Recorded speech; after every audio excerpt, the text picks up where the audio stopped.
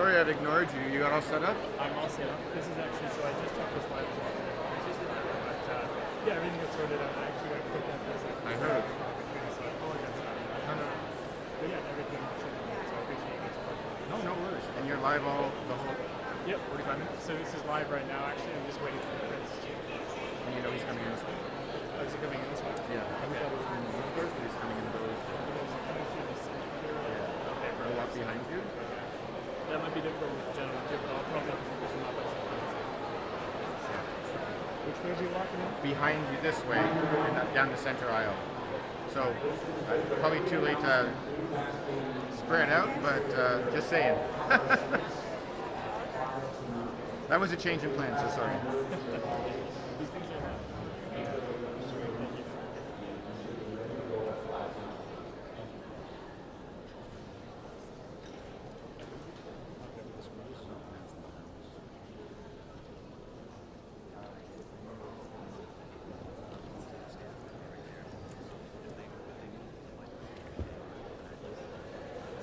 Oh yeah. Oh, don't worry about it.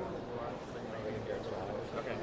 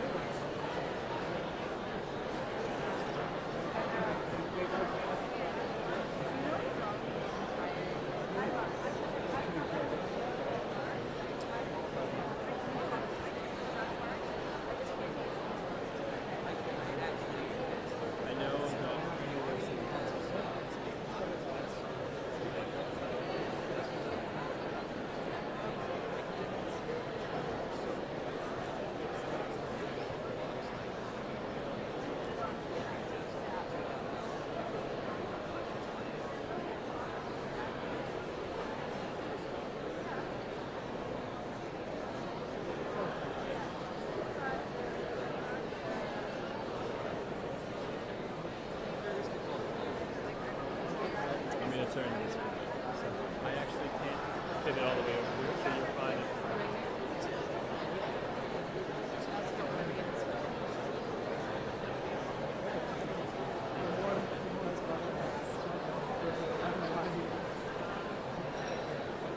Oh, it'd be great to do it.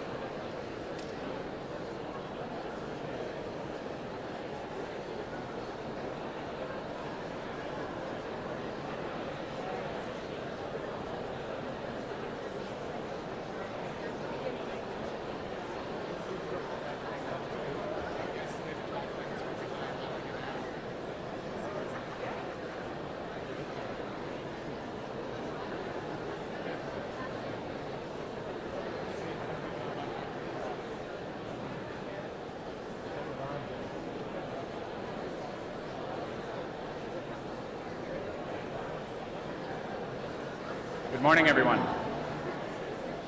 Bonjour, mesdames, messieurs. Welcome to the 8th Annual CIMVHR Forum. To begin our program, I ask you to please rise, if you are able. As our guests.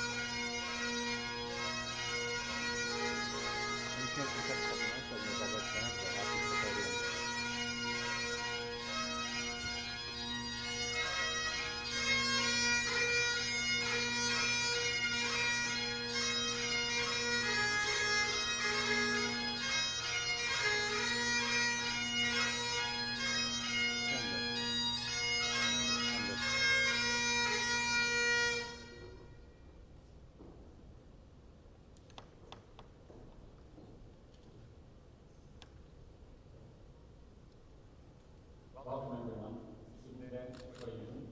Please be seated and be comfortable. Good morning. Bonjour. My name is Mike Brett. I have the honor of being your MC this week. Tremendous pleasure. This is our largest event ever, with nearly 700 delegates and attendees from around the world.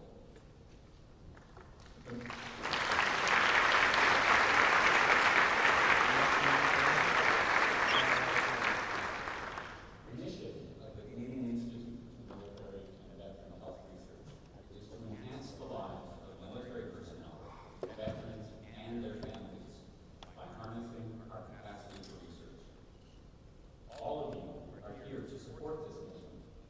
learn from each other. And as you know, this is a very special year for CIMVHR. We've been joined by 5 guests who will tell us more about this historic moment. Our first speaker is familiar to nearly everyone in the room. She is co-founder and first scientific director of CIMVHR, and she's dedicated much of her research to health policy for veterans and their families.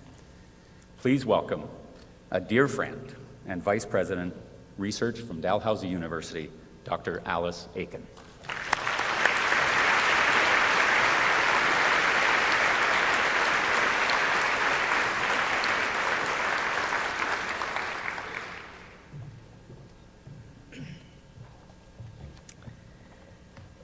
Thank you, Michael.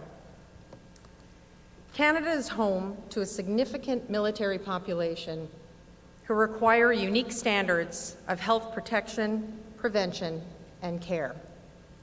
In 2010, the Canadian Institute for Military and Veteran Health Research, CIMVHR, was established to develop a hub for research dedicated to the health needs of our military members, past and present, and their families. 7 years ago, CIMVHR hosted its first forum in Kingston as a test to gauge support for the idea of creating a network. It began as a small group full of energy and unbridled enthusiasm for the idea that together, academia, military, government, industry, and caring Canadians could make a difference. Together, we have fostered and supported world-class researchers. Their work has led to innovative new policies, practices, and programs that fulfill CIMVHR's mission to serve those who serve us.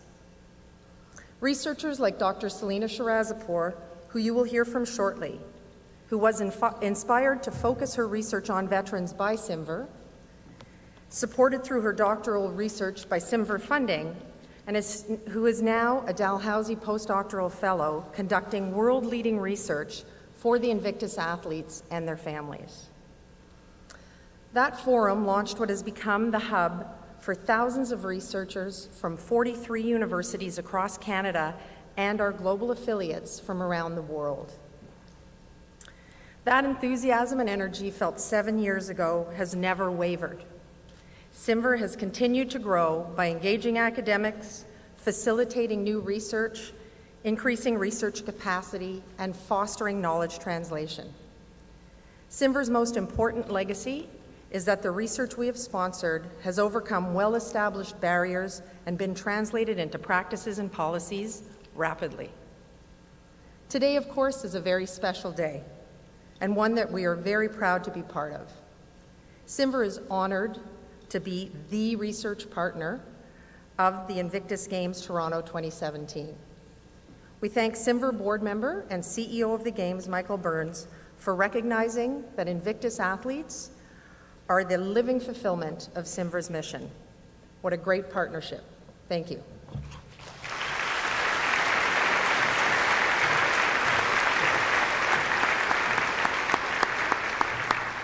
Thank you, Alice, for your continued inspiring work on behalf of CIMVHR. Our next speaker is a long-serving member of the CIMVHR board. More recently, he assumed the monumental task of CEO of the Invictus Games Toronto 2012. The results we see in this city at this moment speak to his commitment to serving soldiers, veterans, and their families. Please join me in welcoming Mr. Michael Burns.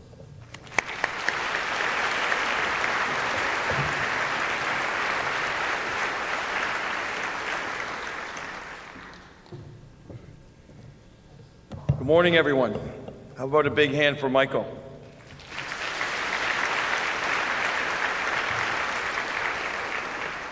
I'd be remiss if I didn't ask or begin this morning by asking all those who have and are serving in their respective armed forces around the world to stand and be recognized.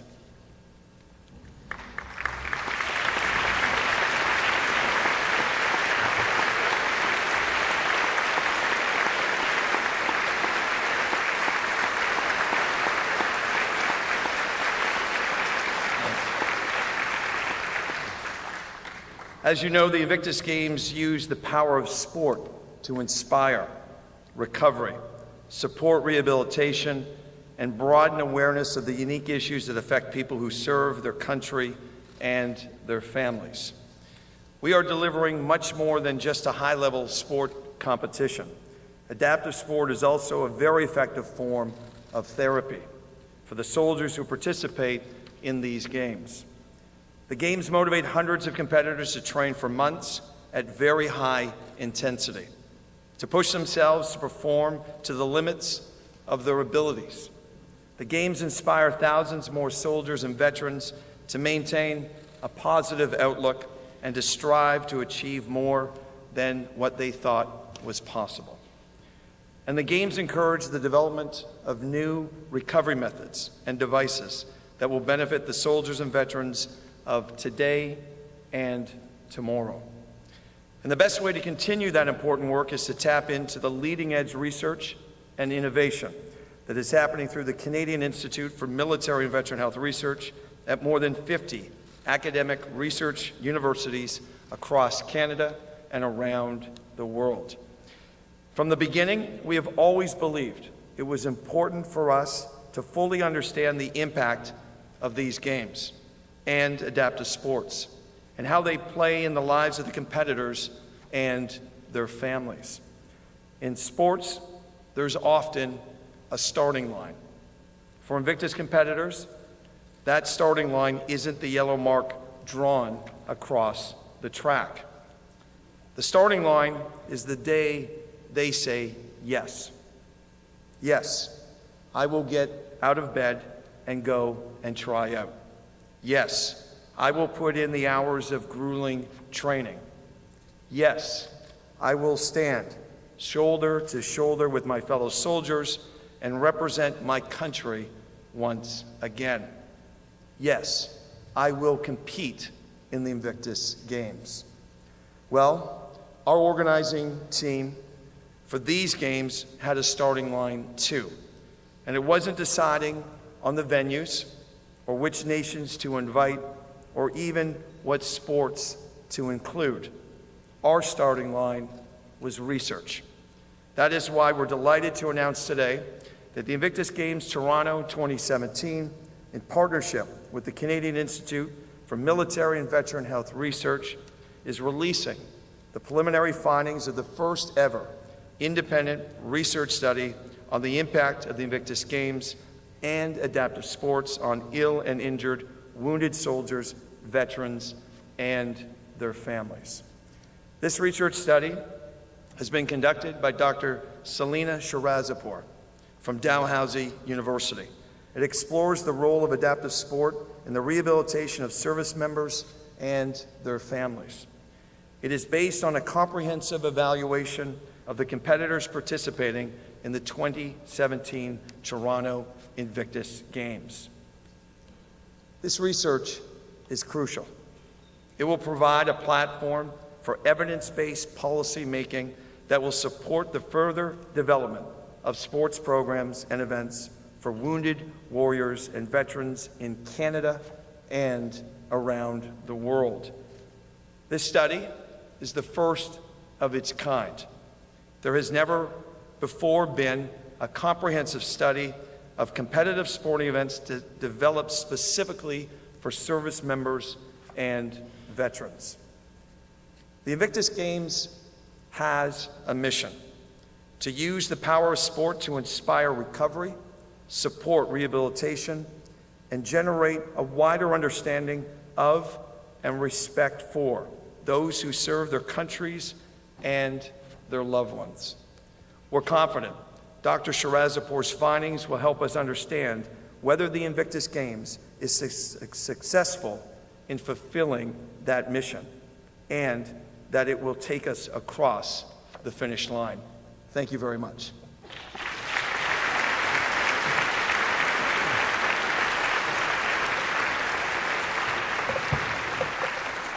Thank you, Michael, for that exciting announcement. CIMVHR truly has no greater friend than Michael Burns. We're privileged to be here in the midst of the Invictus Games. The inspiration it takes to drive your research forward is manifested in the efforts of these incredible athletes. We are honored to have with us this morning an alumnus of Team Canada who participated in both the London and Orlando Games. S'il vous plaît, souhaitez le bienvenu à Stéphane Moreau.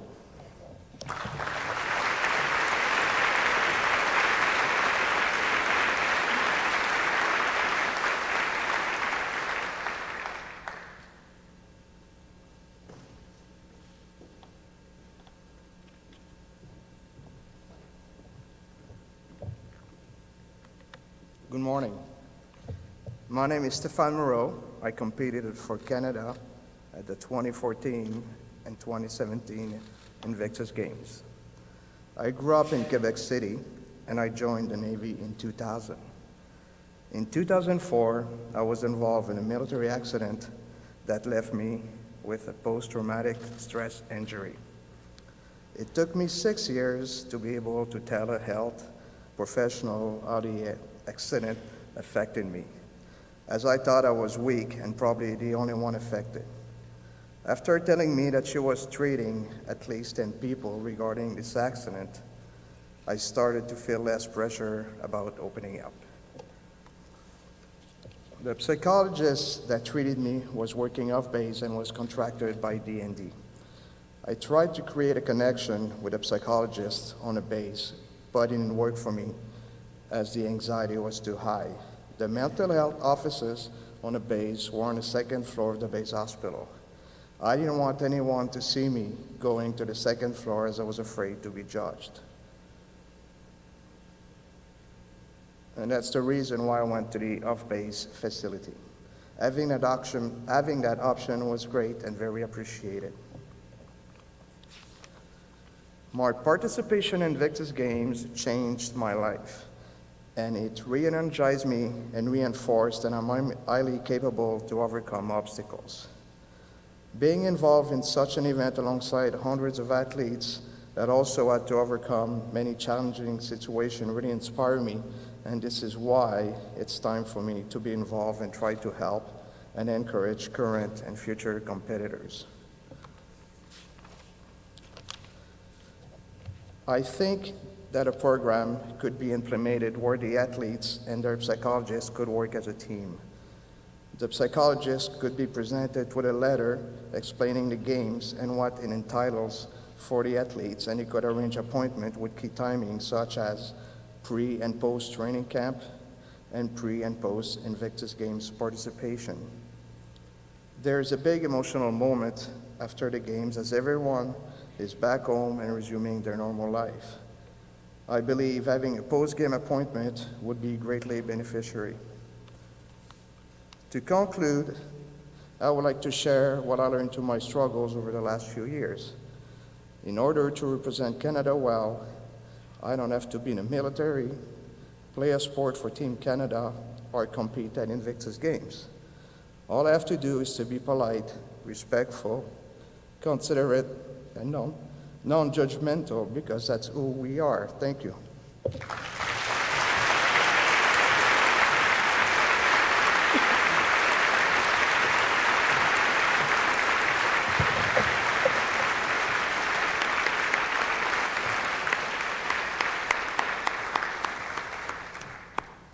Stéphane, je vous remercie de vous être joint à nous et de continuer de servir le Canada. We thank you, Stéphane, for your continued service to Canada. A moment ago, Alice and Michael told you a little bit about our next speaker. We're very proud that CIMVHR has been able to support her work, and we look forward to hearing much more about it. Please welcome Dr. Selina Shirazipour.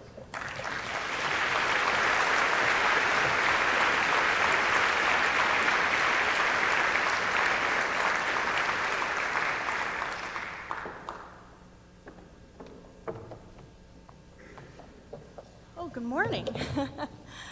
I am thrilled to be here today as a researcher in sports psychology and health promotion, and as someone whose own research path was started by the initial launch of the Invictus Games.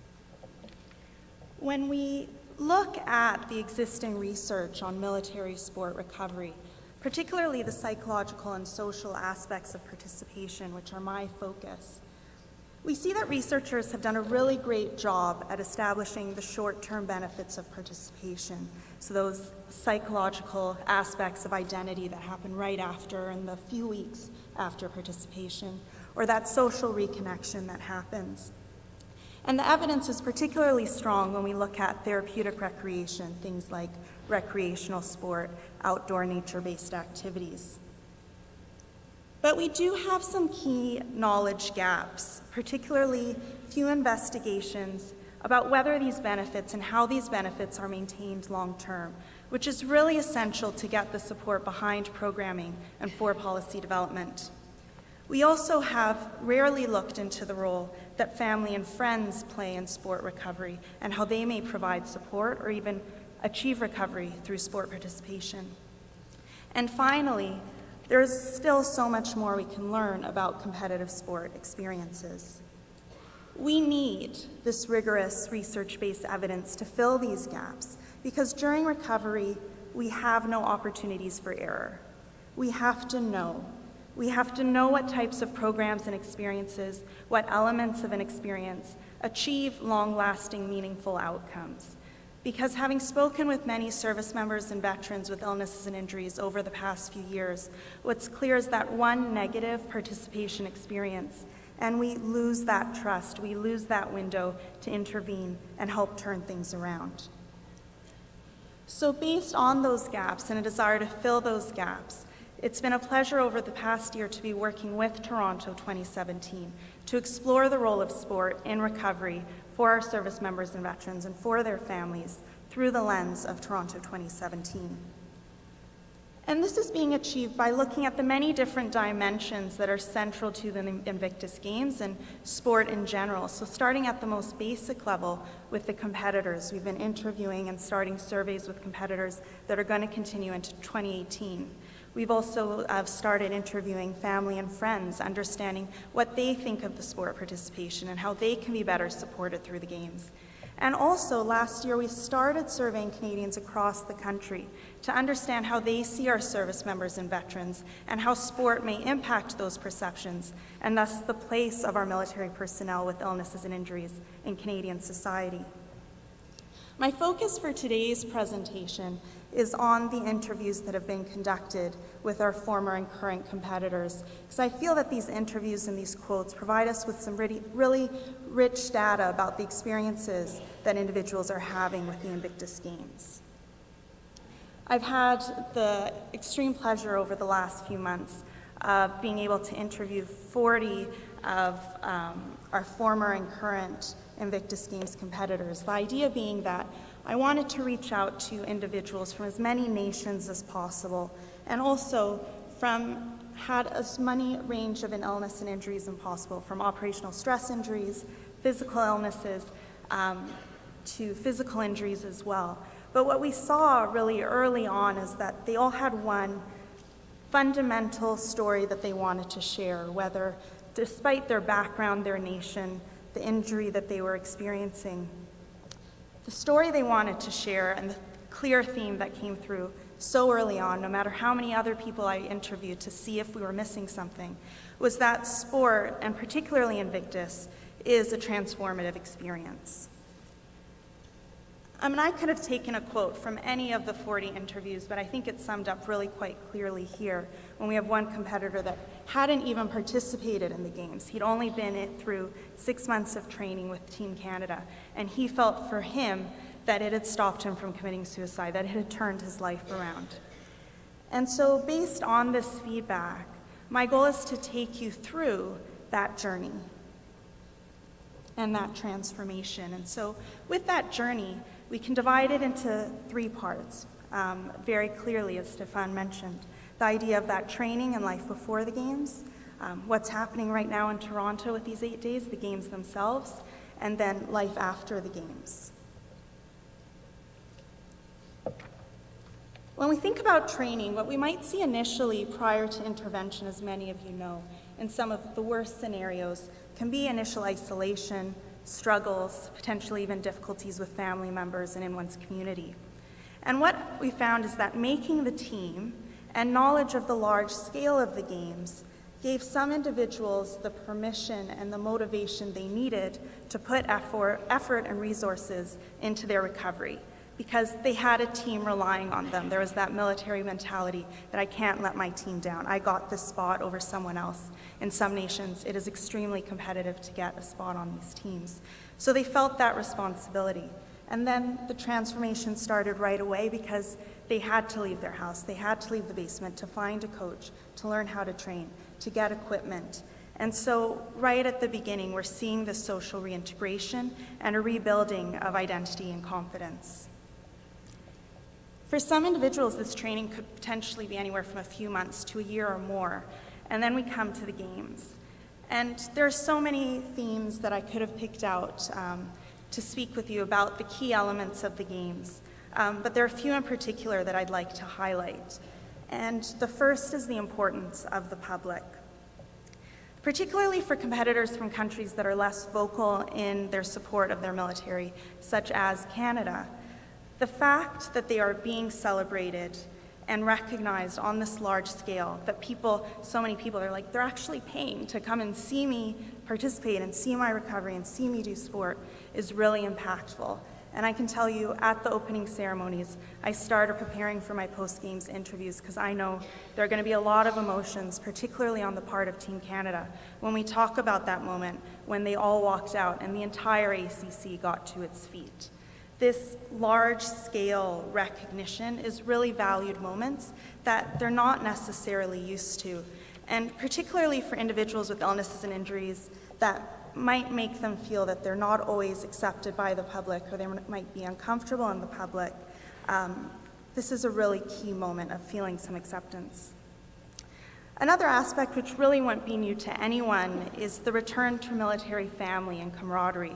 Someone called it the world's biggest military. The world's biggest family was their military as soon as they came into the lobby of the village, or even the idea that being reconnected was the glue they needed to be a part of a family again and to put themselves together. And there can be no overemphasizing of the importance of peers, and we have so much of this in the literature, for motivation, for learning how to cope with injury, because there's this basic understanding of the experiences they had in the military, of the experiences that they're having with illness and injury that no one else can get, and so they don't need to have any explanations when they show up. They're just starting at a shared understanding and point. A third element, which was also brought up in the opening ceremonies, was the idea of being able to once again represent your country on an international stage. And so, to quote several participants, and as you may have heard if you've been following the coverage, the idea of once again wearing their country's flag on their shoulder. Because for so many competitors or so many participants with illnesses and injuries, they may not have left the military or have taken off the uniform on their own terms. And so the fact that they can, once again, wear the flag, compete for their country, provides a new ending to this narrative and allows them to then decide how it's going to end. And a final point, which I think is really key because we see the Invictus Games really taking it to the next level in how we integrate family and friends. And we're finding that that is really valued. First off, sport, dealing with wins or losses or even just all the people around. There is the potential that there may be some triggers, there may be some anxiety, and having family there can really help them cope with that. But also, they recognize the games as this break, this opportunity away from home, away from work or the stresses of life, to celebrate where they've come, to thank their families through their participation. We then have life after the games, and we do see many long-term benefits emerging, and I'd like to focus particularly on two, and the first is a return to self. So the achievement of having participated in the games, having known that one has mastered something this big, has come so far, allows them to then take that into other domains. So from seeking employment to continuing and completing one's education, or even something really small like committing to small aspects of self-care. There was one woman that I spoke with from Australia who said that how she decided to keep continuing that idea of taking care of herself was by cutting her hair, because it forced her to actually have to do her hair every morning and take time for herself.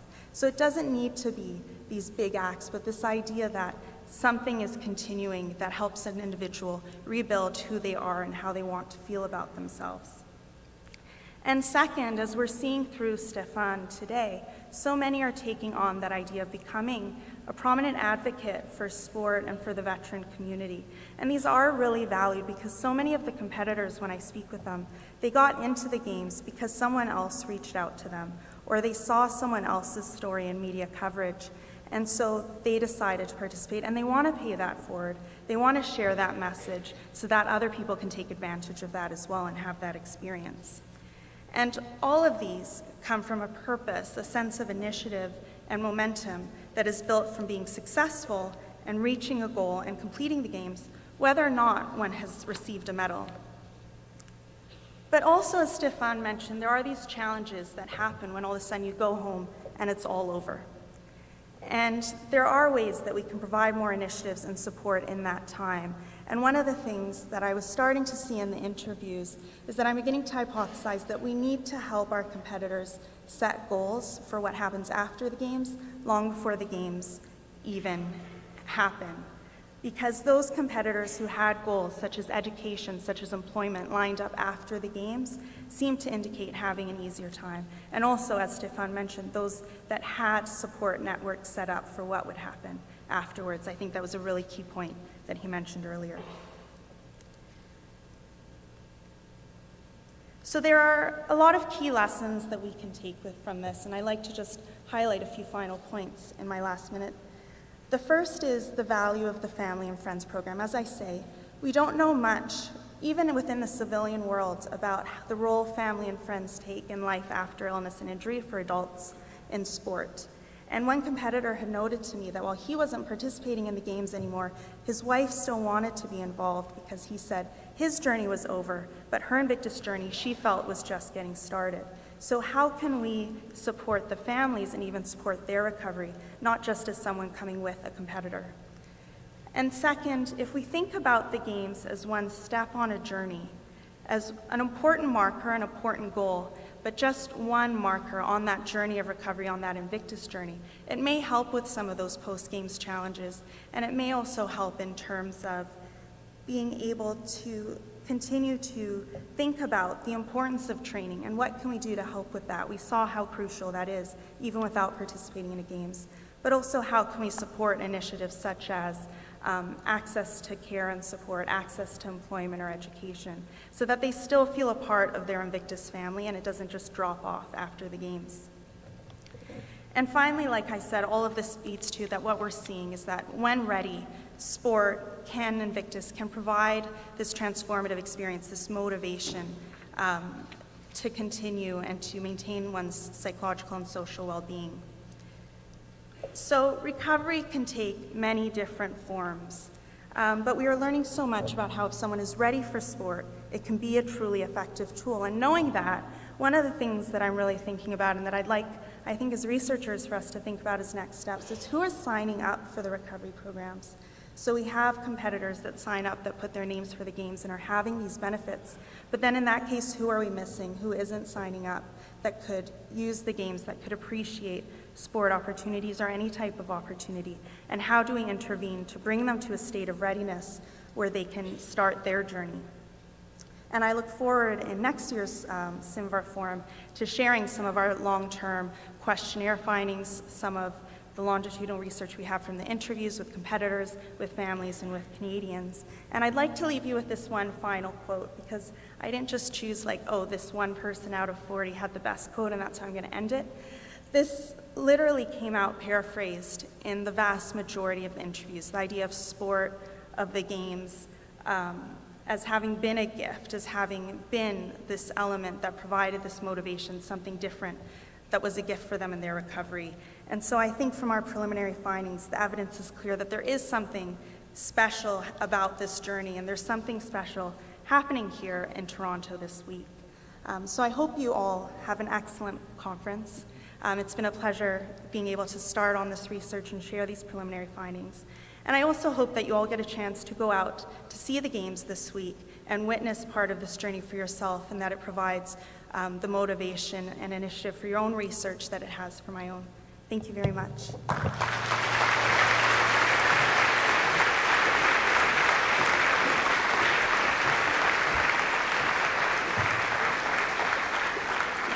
Congratulations, Selena, and we look forward to hearing more throughout the years, so please come back to CIMVHR. Our final speaker honors us with his time this morning and this demonstration of support for CIMVHR's purpose. Please welcome His Royal Highness, Prince Henry of Wales.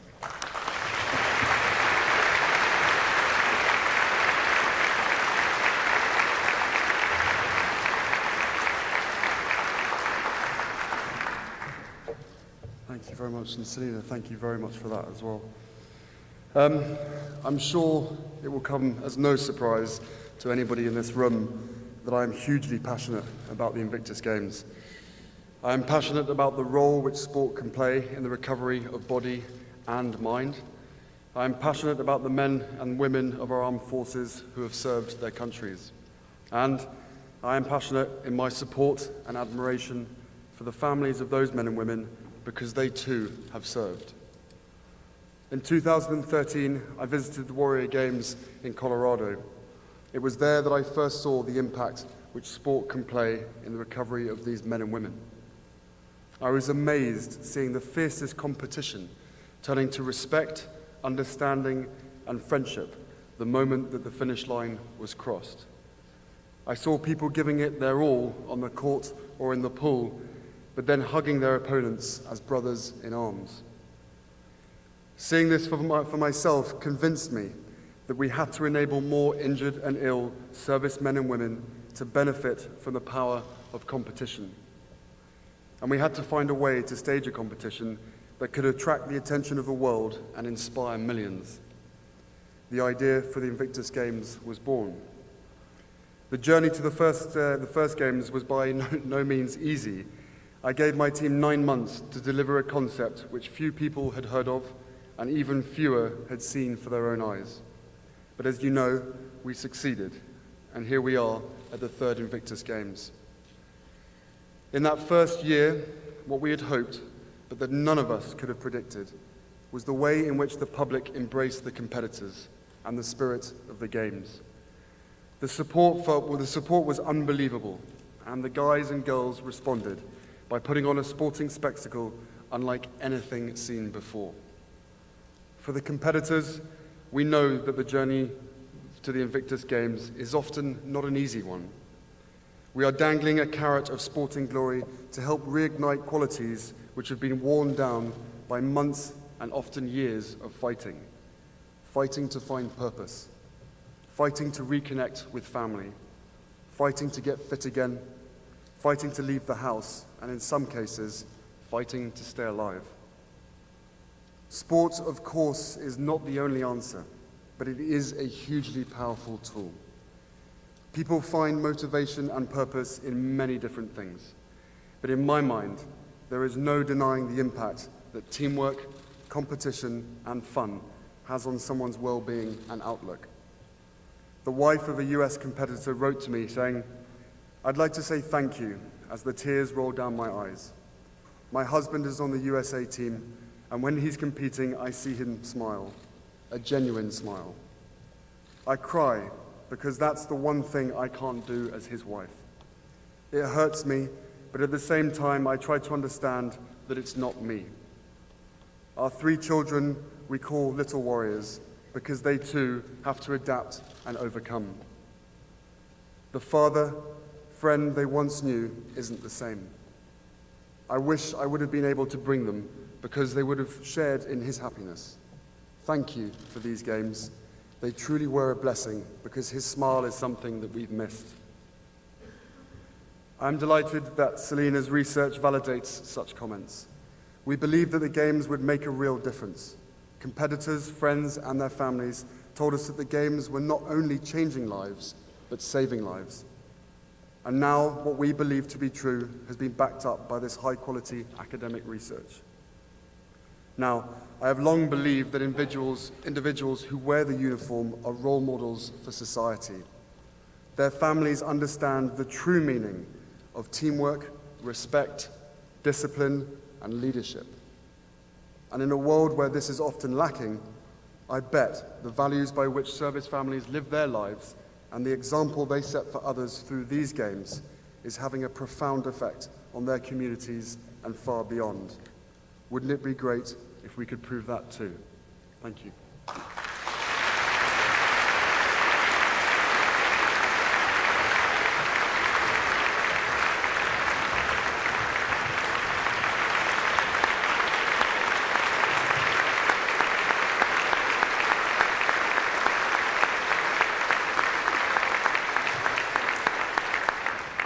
Your Highness, thank you very much.